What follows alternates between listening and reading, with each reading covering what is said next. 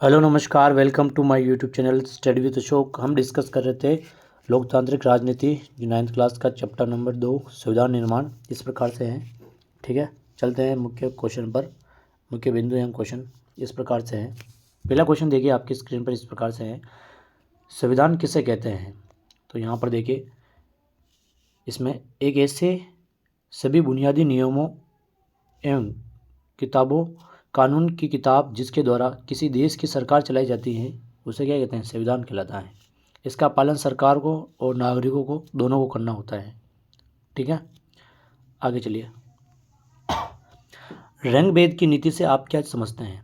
रंग भेद की नीति से आप क्या समझते हैं, यहाँ पर देखिए, रंग भेद की नीति नस्ली भेदभाव पर आधारित उस व्यवस्था को कहते हैं जो विशिष्ट तौर पर दक्षिणी अफ्रीका में 1950 से 1994 के बीच चलाई गई थी। ठीक है, आगे चलिए। संविधान संशोधन से आप क्या समझते हैं। संविधान संशोधन क्या होता है, समय समय पर संविधान में जो परिवर्तन लाया जाता है उसे क्या कहते हैं, संविधान संशोधन कहते हैं। ठीक है, उसे ही संविधान संशोधन कहते हैं। चलिए आगे चलिए। पंथ निरपेक्षता और या धर्मनिरपेक्षता से आप क्या समझते हैं। ठीक है, तो इससे क्या समझते हैं, यहाँ पर देखिए, पंथ निरपेक्षता या धर्मनिरपेक्षता वह विचारधारा है जिसके अंतर्गत धर्म या पंथ के आधार पर कोई राज्य किसी भी अपने नागरिकों को विशेष अधिकार नहीं देती हैं। ठीक है, तो यानी धर्म के आधार पर सबको स्वतंत्रता है। ठीक है, यहाँ पर चलिए आगे नेक्स्ट क्वेश्चन देखिए। भारत एक धर्मनिरपेक्ष राज्य है, कैसे। तो इसके अंदर क्या विशेषता होती है, इसके बारे में डिस्कस कर लेते हैं। भारत एक धर्मनिरपेक्ष राज्य है। भारत संविधान के अनुसार यहाँ किसी भी धर्म, पंथ, जाति, जन समूह कोई विशेष अधिकार प्राप्त नहीं है। ठीक है, यहाँ पर आगे चलिए। पहला पॉइंट से समझते हैं, सबको पूर्ण धार्मिक स्वतंत्रता और समानता प्रदान की गई है। और दूसरा पॉइंट देखिए, कोई व्यक्ति अपने इच्छा अनुसार किसी भी समय पंथ बदलकर दूसरे पंथ में जा सकता है।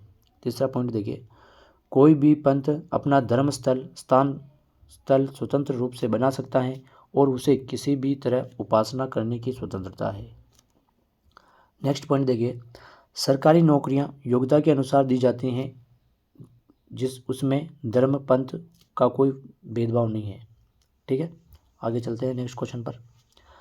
नेक्स्ट क्वेश्चन इस प्रकार से है, भारतीय संविधान की प्रस्तावना में कौन कौन से 4 मुख्य आदर्श दिए गए हैं, उस पर डिस्कस कीजिए। तो यहाँ पर डिस्कस कर लेते हैं। जिस प्रकार हर पुस्तक में पहले भूमिका लिखी जाती है, उसी प्रकार हर संविधान में शुरू होने से पहले प्रस्तावना होती है, जिसमें पता चलता है कि संविधान के निर्माता क्या चाहते हैं या उसके द्वारा बनाए गए इस संविधान का क्या उद्देश्य है। ठीक है, तो यहाँ पर देखिए, भारतीय संविधान प्रारंभ में दी गई प्रस्तावना में राज्य के उद्देश्यों आदर्शों पर प्रकाश डाला गया है, जिसके 4 मुख्य आदर्श हैं। क्या क्या आदर्श हैं, 4 आदर्श डाले गए हैं। तो 4 आदर्श पर बात करते हैं। यहाँ पर देखिए, पहला देखो, भारत को एक सार्वभौमिक एवं प्रभुत्व संपन्न समाजवादी पंथ धर्मनिरपेक्ष लोकतांत्रिक गणराज्य बनाना है। क्या बनाना है, सार्वभौमिक या प्रभुत्व संपन्न समाजवादी धर्मनिरपेक्ष लोकतांत्रिक गणराज्य बनाना है। ठीक है, आगे चलिए। दूसरा पॉइंट को देखिए, यहाँ सामाजिक, आर्थिक, राजनीतिक न्याय की स्थापना करना है। न्याय कौन कौन से, सामाजिक हैं, आर्थिक हैं, राजनीतिक न्याय। ठीक है, आगे चलिए। यहाँ पर कौन कौन सी स्वतंत्रताएं प्रदान की गई है, विचार अभिव्यक्ति, विश्वास, धर्म, उपासना की स्वतंत्रता प्रदान की गई है। ठीक है, आगे चलिए।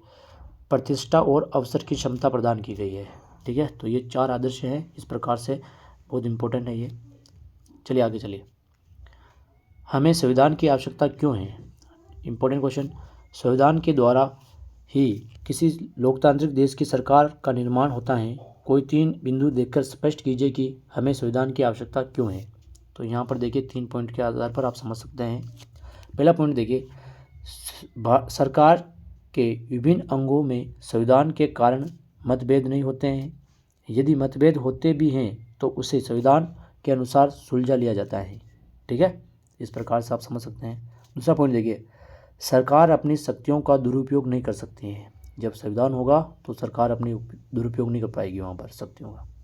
चलिए थर्ड पॉइंट, नागरिकों के मौलिक अधिकारों की रक्षा संविधान के द्वारा ही होता है। ठीक है, तो हम जानते हैं मौलिक अधिकार है हमारे 6, उसका उनकी रक्षा भी संविधान के अनुसार ही होगी। ठीक है, आगे चलिए नेक्स्ट क्वेश्चन पर। नेक्स्ट क्वेश्चन आपकी स्क्रीन पर इस प्रकार से है, देखिए, भारत संविधान एक जीवंत दस्तावेज है, स्पष्ट कीजिए। यह आपके 10वां क्वेश्चन है, भारतीय संविधान एक जीवित आलेख है, कैसे? तो यहाँ पर इस पॉइंट को समझिए। भारतीय संविधान एक जीवंत दस्तावेज है क्योंकि इसमें समय की गति को देखते हुए इसके कुछ भागों को बदलने की प्रक्रिया है। हम जब चाहे अपने संविधान को बदल सकते हैं, इसमें संविधान संशोधन कर सकते हैं। यही कारण है कि इसे एक जीवंत दस्तावेज कहा गया है। ठीक है, क्योंकि इसमें समय समय पर परिवर्तन कर सकते हैं, उसको संविधान संशोधन कहते हैं। ठीक है, ये हो गया।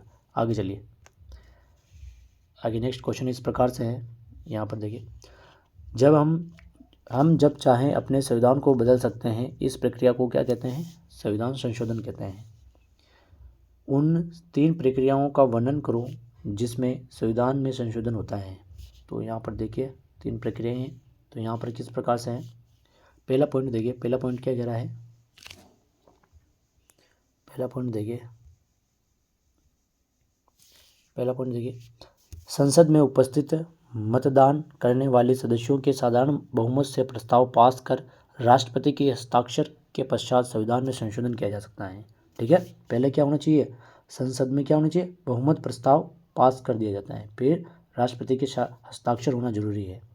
ठीक है, आगे चलिए, दूसरा पॉइंट, मतदान करने वाले 2/3 सदस्यों का बहुमत प्राप्त हो तथा राष्ट्रपति के हस्ताक्षर से संशोधन किया जाता है।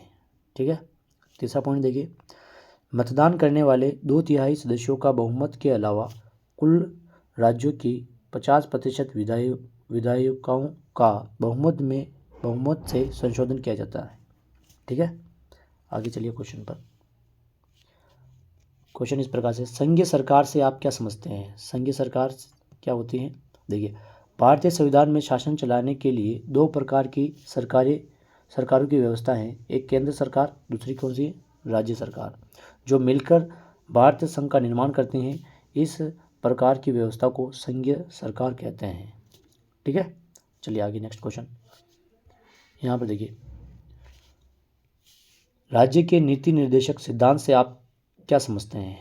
ठीक है, भारतीय संविधान की वह सिद्धांत जो केंद्र और राज्य सरकारों के लिए पथ प्रदर्शक का कार्य करते हैं, उसे राज्य के नीति निर्देशक सिद्धांत कहलाता है। ठीक है, आगे नेक्स्ट क्वेश्चन देखिए, संविधान सभा क्या है? जनप्रतिनिधियों की वह सभा जो संविधान लिखने का काम करते हैं, उसे क्या कहते हैं? संविधान सभा कहलाती है। आगे चलिए, ये नेक्स्ट क्वेश्चन, संविधान की प्रस्तावना या उद्देशिका के आप क्या समझते हैं? संविधान की शुरुआत बुनियादी मूल्यों की एक छोटी सी उद्देशिका के साथ होती है, जिसमें संविधान के उद्देश्य लिखे होते हैं। इसे ही संविधान की प्रस्तावना का उद्देशिका कहते हैं। ठीक है, आगे चलिए, क्वेश्चन प्रकार से हैं, देखिए, संविधान सभा की पहली बैठक कब हुई थी? इंपॉर्टेंट क्वेश्चन है, कब हुई थी? 9 दिसंबर 1946 को। संविधान निर्माण में कितने दिन लगे थे? संविधान निर्माण में कितने दिन लगे? 2 वर्ष 11 महीना 18 दिन। ये 28 नहीं है, 18 दिन होना चाहिए यहाँ पर। ठीक है, गलत है। आगे चलिए, संविधान लिखने वाली सभा में कितने सदस्य थे? 299। ठीक है, आगे चलिए, संविधान सभा के अध्यक्ष कौन थे? डॉक्टर राजेंद्र प्रसाद थे। ठीक है, स्थायी अध्यक्ष थे ये। यहाँ पर चलिए आगे, प्रारूप समिति के अध्यक्ष कौन थे? ठीक है, डॉक्टर भीमराव अम्बेडकर थे। संविधान सभा को मिनी भारत या लघु भारत क्यों कहा जाता है? तो यहाँ पर देखिए, भारतीय संविधान में भारत के सभी धर्मों तथा सभी समाज के लोगों को प्रतिनिधित्व दिया गया था। यही कारण है कि संविधान सभा को लघु भारत कहा जाता है। ठीक है, मिलेंगे नेक्स्ट के चैप्टर के अंदर, तब तक के लिए जय हिंद, जय भारत।